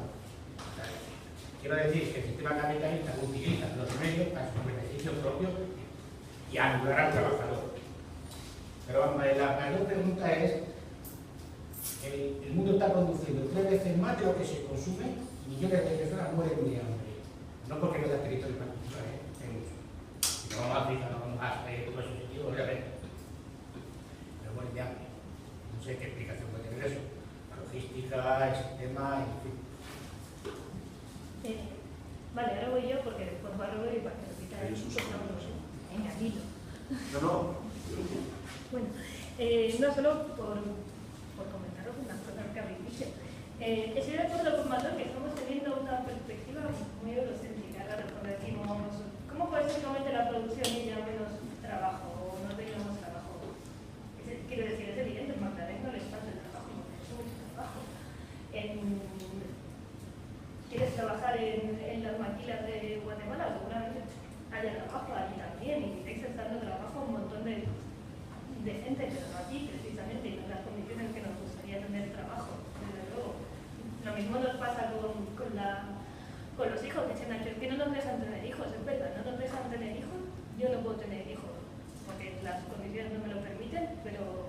lugares donde las condiciones económicas son terribles, en el sur, se tienen muchos hijos. Se tienen muchos hijos en condiciones económicas más duras, precisamente por lo que decía Jesús, porque es una garantía de futuro, porque no tienen una estructura que les permita llegar al futuro sin alguien que los mantenga y los cuide. De hecho, nosotros nos podemos permitir no tener hijos, o nos podemos permitir que no nos permitan tener hijos, porque hay un montón de gente teniendo hijos en los países del sur que nos los va a mandar amigablemente a cuidarnos cuando seamos ancianos y nos podemos cuidarnos solos. Son la externalización de los cuidados. Entonces, bueno, que me parece gracioso porque justo decíamos, ¿es posible renunciar a nuestro privilegio del norte? Es que lo tenemos muy dentro, nos preocupa nuestro trabajo, nos preocupa poder tener hijos o no poder tener hijos. Y sobre lo que hablábamos del decrecimiento en el sur, en los países del sur, yo creo que es claramente un problema de distribución de riqueza, lo estaba diciendo Ignacio ahora mismo, claramente tienen tierras, tienen riquezas, tienen recursos. El problema es que esas riquezas, esas tierras, esos recursos se dedican a la ganadería de McDonald's para darnos hamburguesas a todos, o se dedican a los móviles de última tecnología para que Simari actualice las redes de Podemos. O se dedican o sencillamente se les introduce en un modo de consumo frenético en el cual reciben básicamente nuestras migajas. Están produciendo nuestra ropa en unas condiciones lamentables y a la vez les estamos enviando la ropa que ya no queremos, que ellos mismos han construido, de tal manera que cualquier forma de producción local acaba eliminada. A lo mejor no tenemos que ayudarles a crecer, a lo mejor solo tenemos que dejar de filmarlos y quizás tengan una forma de vida más rica y con menos miseria de lo que tienen actualmente, sin necesidad de hacer una gran inversión. Así, en plan de no, tienen que alcanzar nuestra forma de vida. Es que a menudo la promesa de alcanzar nuestra forma de vida pasa por eliminar completamente las posibilidades de que vivieran de una forma más austera, sin que eso nos recuerde a las medidas de austeridad, pero es decir, menos consumista, que es la forma que nosotros deberíamos abrazar también, pero cada vez fuera mucho más equilibrada con respecto a las economías locales, a los recursos locales, etc. Y ya solo por terminar, una idea así muy loca con lo de los colegios y el aire acondicionado, que todo el mundo está diciendo que hay que poner aire acondicionado en los colegios y probablemente sea verdad, porque a los niños les va a dar leucemia, pero hay muchas otras medidas que desde un punto de vista imaginativo podríamos tomar, empezando por no tener aulas con 30 niños a mediados de junio en una hora de calor, o a lo mejor no tener clases a mediados de junio en una hora de calor, o a lo mejor llevarlos a la piscina. A lo mejor generar formas de crianza colectiva en las que si hay una hora de calor no tengas que estar encerrado en una clase con 8 amigos mirando la pizarra. A lo mejor si realmente reducimos el tiempo que dedicamos al trabajo y tenemos más tiempo para convivir, podemos tener a nuestros hijos menos tiempo en unas clases a 40 grados. Quiero decir que el cambio tiene que ser más grande, ¿no? Más allá de discutir si se pueden o no poner aires acondicionados en las aulas. De todas maneras, en Bangladesh van a tener el mismo problema que tenemos aquí, si no lo tienen ya, porque la primera fábrica totalmente robótica está en China, y en China no tienen problema de mano de obra. No sé por qué te estoy contestando cuando no me tiene la palabra. Pero, por ejemplo, es muy difícil mecanizar completamente la producción textil, porque significa producir un montón de cosas diferentes, de tamaños diferentes. Han mecanizado la refinería. Y es que la producción textil es muy compleja, de verdad. Más de la refinería. Imagínate la mediana esa pared. La cuestión es que probablemente sea más barato que cuando en Bangladesh exijan subir sueldos, se vayan tranquilísimamente a un país donde no esté explotado por las fábricas textiles y se descubra la explotación posible y la nueva regulación es muy barato. No solo el ejemplo de Hockey, porque Sí, pero esto no es. me vale más. Pero yo la palabra, mira tú. Pues estos ejemplos, porque si es de un agujero negro, no es fácil que vea en la desaparición de la mano de obra normal que nosotros a lo mejor aún no vemos. A lo mejor se toca. Respecto a esto, yo pienso que todo se puede robotizar y que nosotros tenemos que trabajar y que queremos todo. ¿Vale? O con muy poco tiempo de trabajo. El reparto de Quiero decir, yo al final la conclusión que saco de todo lo que hemos dicho, incluido yo, es lo que dice la SAC, ecosocialismo barbarie. Que por otro lado ya se dijo socialismo barbarie. Lo único que ahora nos hemos dado cuenta que al final es, tenemos que tener los medios de producción, luego viendo cómo, ¿no? Cómo producimos para no cargarnos el planeta. Yo decía aquí, la cuestión es la de toda la vida, la toma de poder. La gestión de la economía.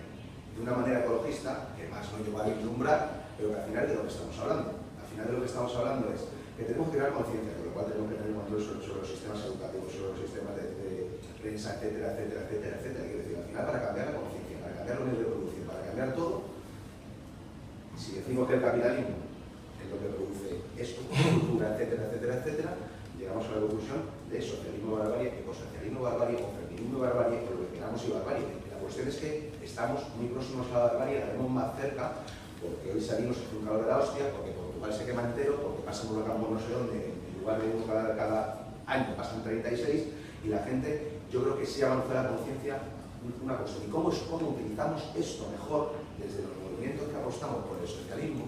Alguien utilizó la palabra, utilizamos el apocalipsis.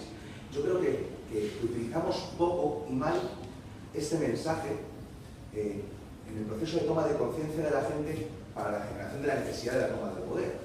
Porque sí que es verdad lo que Manolo ha dicho, por ejemplo, en el campo. Yo cada vez que la pueblo de Segovia, 150 habitantes, que toda la gente se llama Francisco Franco, todas, hemos llamado sobre la paz del pueblo. Casa de los del pueblo también, casa de los del pueblo también. Tienen un problema. Tienen un problema con la agricultura que no tenían hace 10 años. ¿Vale? Es que no saben cuándo plantar porque todo se les está viniendo abajo, de unos años para acá. Y eso te permite introducir un debate que de otra manera te cuesta más, ¿no?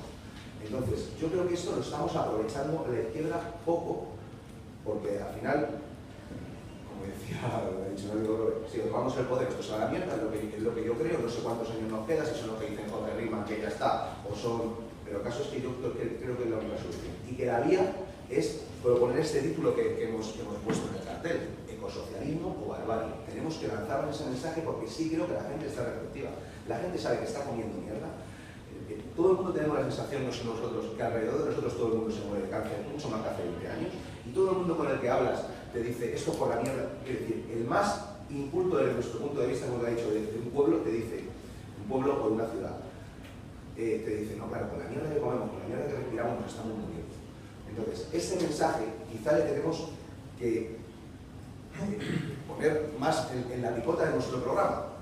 No sé si, creo que sí, si me estoy explicando. Porque creo que la gente está más sensibilizada en este momento que en otros momentos atrás donde, bueno, esto era, pues como decía Roger, me ha dicho mi primo que esto no, o Trump, ¿sabes?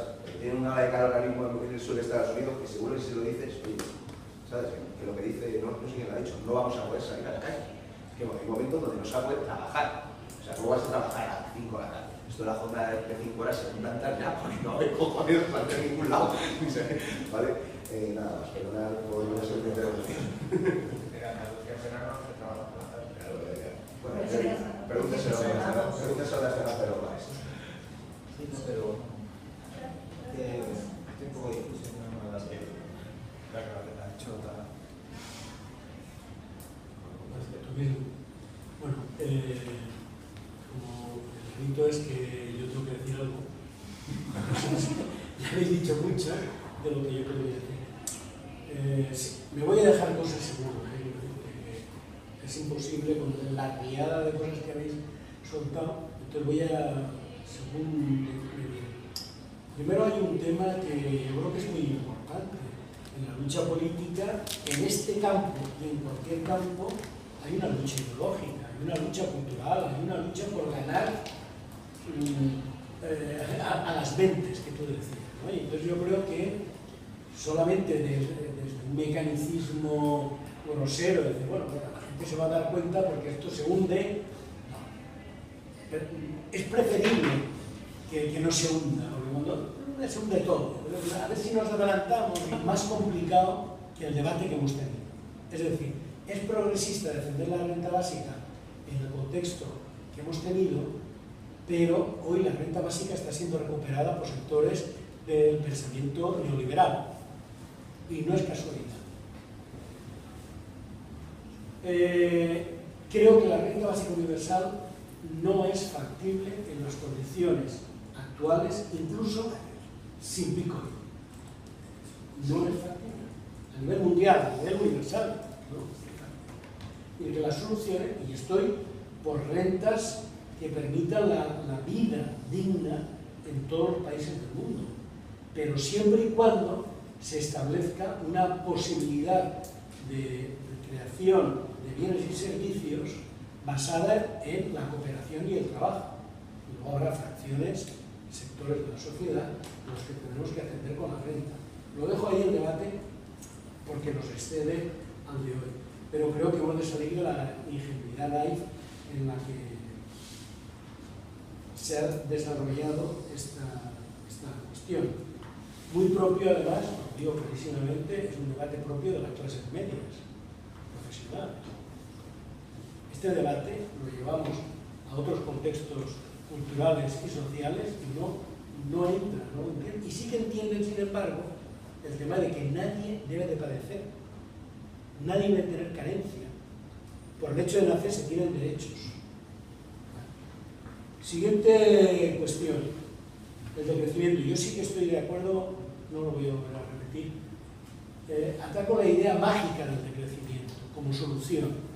Y en eso estoy con José Manuel Naredo, que es el economista que nos ha enseñado al resto de economistas que era eso de la economía ecológica.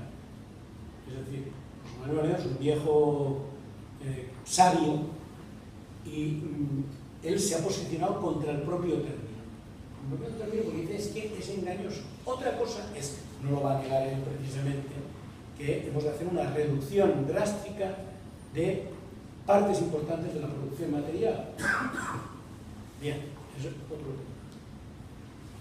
Crecimiento demográfico. Esta es una discusión que aparece y reaparece desde Malthus hasta nuestros días, continuamente, y es lógico que aparezca y reaparezca máxime con el crecimiento exponencial de la población a partir de los años 50 fundamentalmente, ¿no?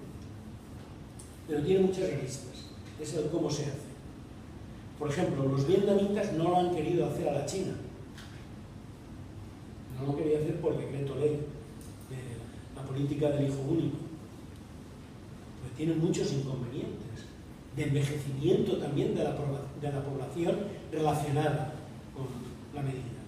Segundo, y muy importante, lo más importante es quién decide sobre el cuerpo de las mujeres. Igual que no hay nadie, ningún poder que pueda obligar a una mujer a ser madre, no hay ningún poder externo a sí misma que decida que no pueda ser madre, no tiene esa capacidad. Es un tema que nos lleva a otros temas muy complicados. Tercer elemento, es cierto que hay un crecimiento, también es cierto que los demógrafos dicen que va a haber una autorregulación importante, porque hay una relación entre demografía, energía disponible, fuego disponible y alimentación disponible. Entonces que hay grandes movimientos de autorregulación de la especie, ¿no? Yo es un tema que sinceramente, personalmente, no lo conozco como para... He leído varias cosas, pero no he trabajado. Lo que sí que he trabajado es el aumento de la productividad, es decir, ojo, la productividad, no me refiero a la productividad esa que nos meten en el convenio para fastidiarnos, ¿no? Para hacernos trabajar más a prisa, no la productividad de Charlotte, en tiempos modernos.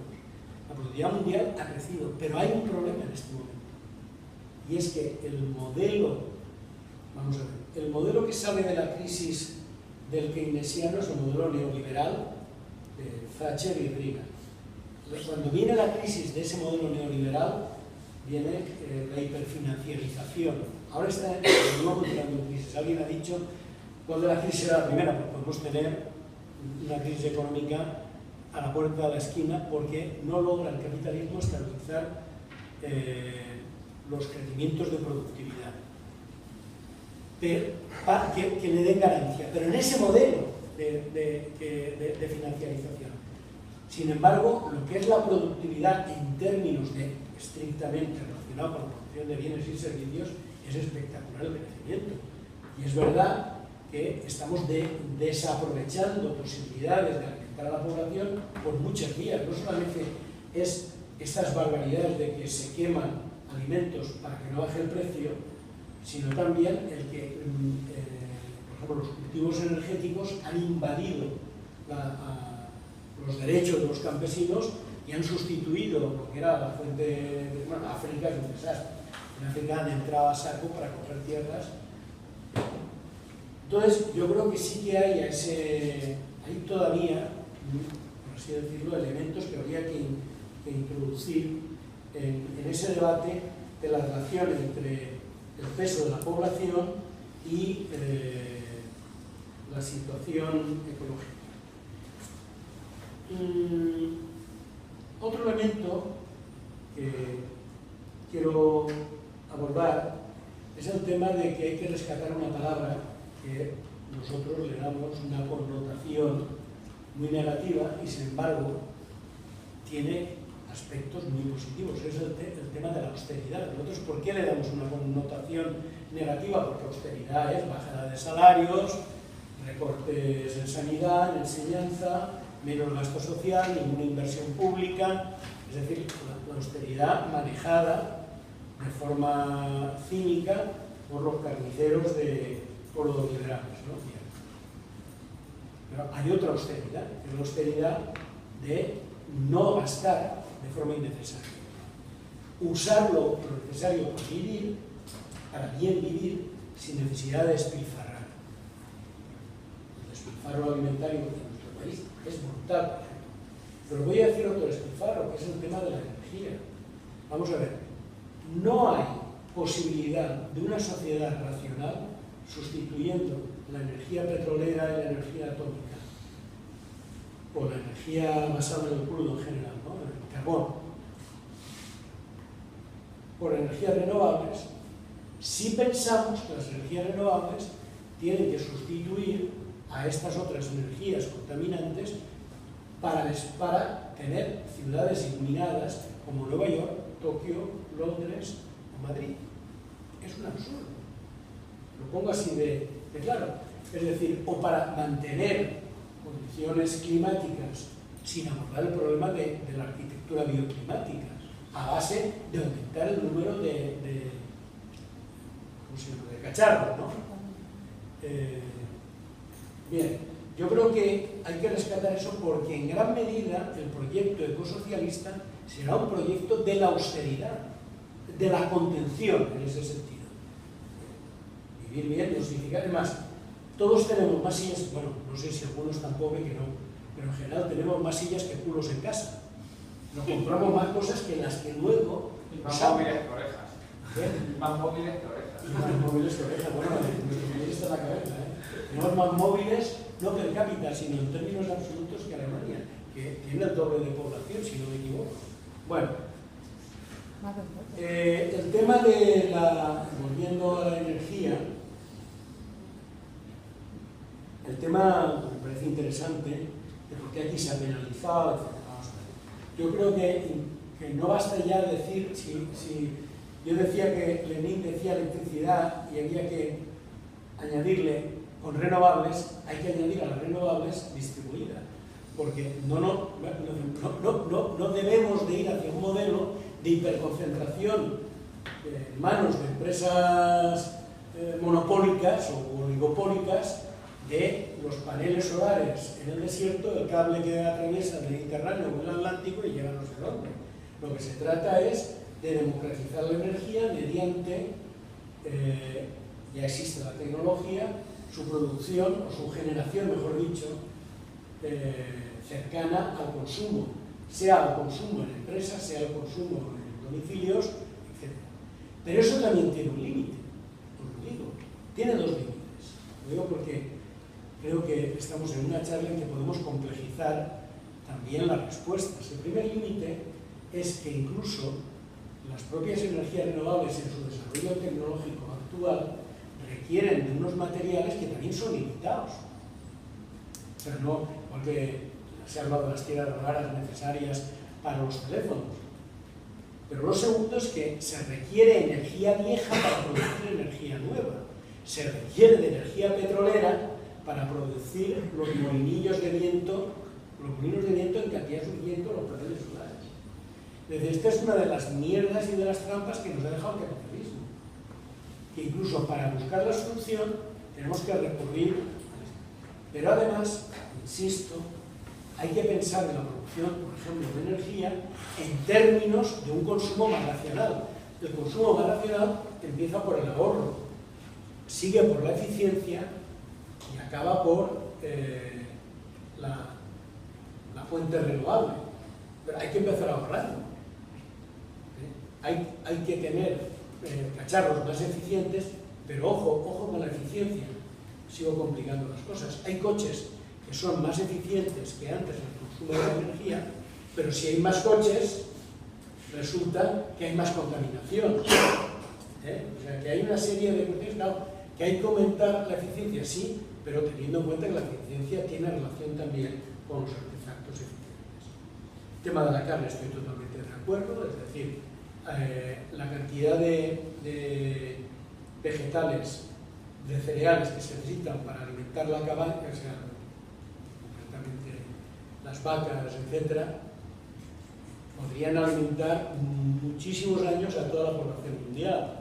Es decir, que en esa degradación, en esa especie de pérdida de energía que va del cereal al animal y del animal al consumidor humano, resulta que estamos perdiendo también alimento, ¿no? Entonces, bueno, yo creo que hay muchas razones para ser más racionales con el consumo de pescado y de carne, muchas razones de todo tipo. No me voy alguien ha dicho que no era preciso ser un radical defensor de la vida animal para llegar a la conclusión, y estoy de acuerdo, es que esa es una línea de razonamiento, pero hay otras muchas, como es esta de la pérdida de energía en todo el proceso, el tema, incluso yo creo que hay un tema económico, hay un encarecimiento del alimento en esa cadena.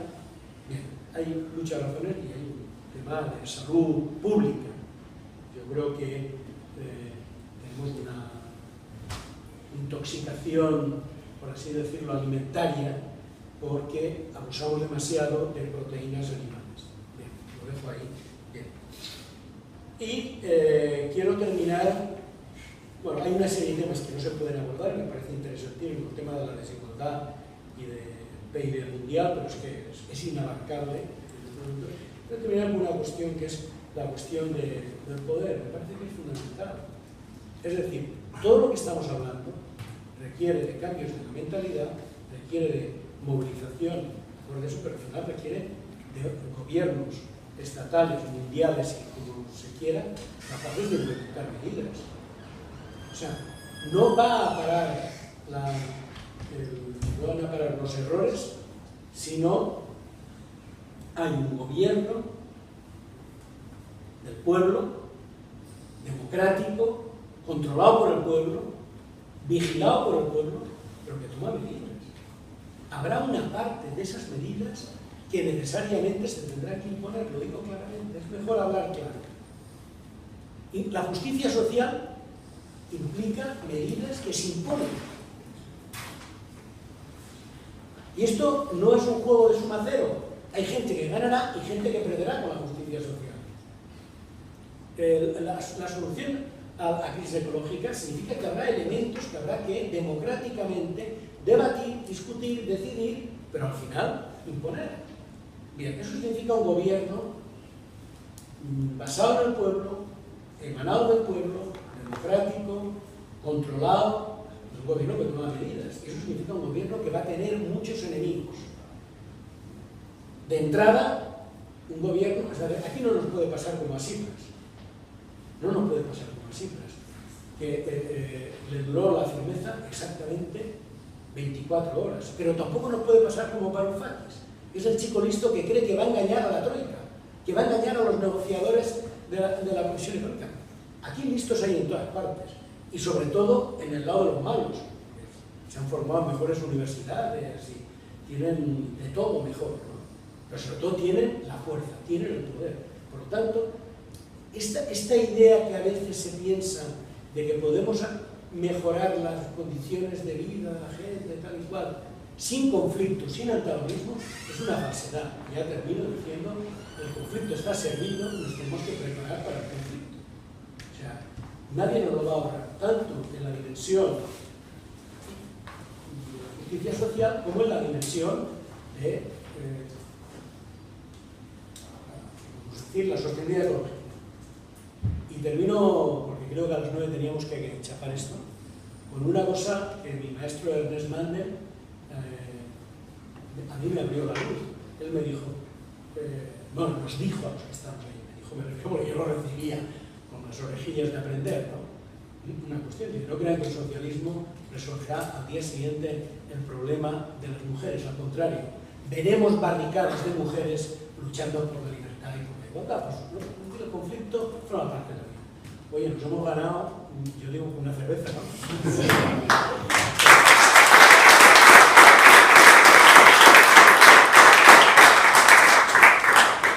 Ecológica. Pero hoy no observamos. Aún como no he dicho lo del amor.